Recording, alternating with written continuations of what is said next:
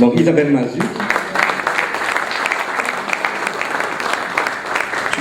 tu représentes Europe Écologie Les Verts à La Ciotat. L'environnement, le cadre de vie, l'écologie, vaste sujet, notamment à La Ciotat et son évolution. On a parfois résumé l'évolution de La Ciotat à la question de la bétonisation. On a beaucoup entendu là-dessus. Ça a fait pas mal jaser. À l'heure des vœux, qu'est-ce qu'on peut souhaiter sur le développement de La Ciotat pour les 6 années, pour cette année qui vient, mais surtout pour les 6 années à venir? Tout d'abord, je vous souhaite à tous une bonne année, à tous une bonne santé et plein de bonnes choses. Alors, la bétonisation à La Ciotat, c'est un vaste sujet, c'est certes. Mais je pense que le plus important déjà, c'est que dans les projets, dans les décisions de la ville, on tienne compte des enjeux écologiques dès le départ. Qu'on ne fasse pas des choses en disant oui c'est bien et qu'après on se dise ah mince, on a coupé des arbres donc on va aller en planter ailleurs. Les arbres ils étaient là, il fallait les garder. Ça aurait été bien pour la ville, bien pour la planète. On aurait évité des efforts et ça aurait été mieux pour tout le monde.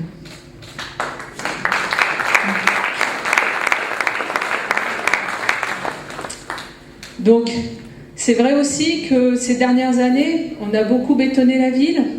Je pense qu'il est temps d'arrêter et de penser la ville autrement.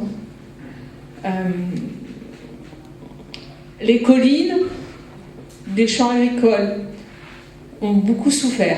Il reste très peu de terres agricoles à La Ciotat. J'aimerais qu'on les conserve. Pour ça, on pourrait proposer un projet d'une SCOP, ce qui est une société coopérative, ouvrière, productive. Elle protégerait les agriculteurs parce qu'ils deviendraient des salariés. Donc ils seront moins, ils auront une protection sociale, ils seront moins dans des situations de difficulté, moins tentés de vendre leurs terres dans une zone littorale où l'immobilier vaut cher et préserver l'agriculture. Ils fourniront une alimentation locale à des locaux, ce qui serait bien meilleur pour notre santé.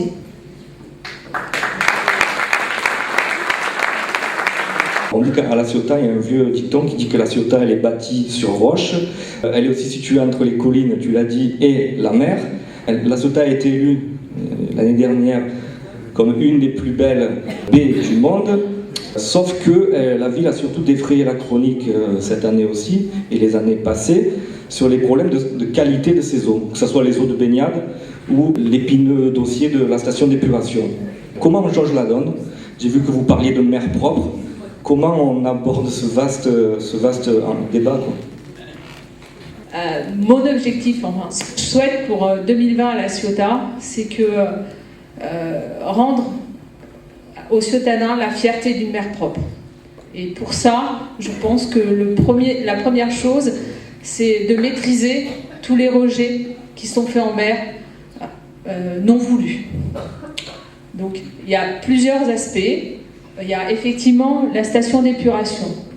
La station d'épuration n'est pas du ressort de la mairie, mais je pense qu'au niveau de la mairie, on peut travailler pour essayer de proposer, déjà étudier quel est le dysfonctionnement actuel, et essayer de proposer des solutions plus adaptées à notre ville et au fonctionnement de notre ville. Faire des propositions, c'est aussi un moyen de présenter comment on vit et ce dont on a besoin, parce que peut-être ceux qui installent les choses et qui installent, ils ne le savent pas. Ce qui peut être porté à conséquence les rejets actuels. Un autre point, c'est l'été, vous avez constaté qu'il y a énormément de plaisanciers qui s'installent dans la baie. La Ciotat, plus belle baie du monde, elle attire énormément de gens. Seulement, ces plaisanciers ne sont pas toujours bien informés sur les moyens mis en place pour le traitement des rejets.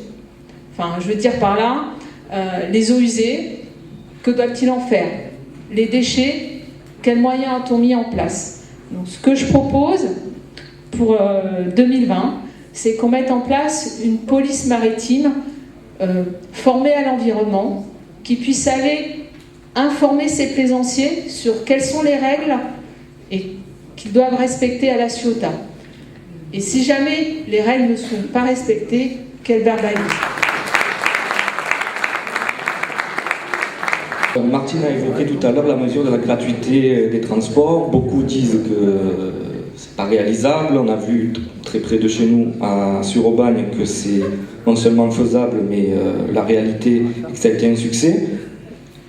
Quand on dit gratuité des transports, on pense tout de suite au pouvoir d'achat des gens, mais en quoi aussi ça peut être une mesure écologique?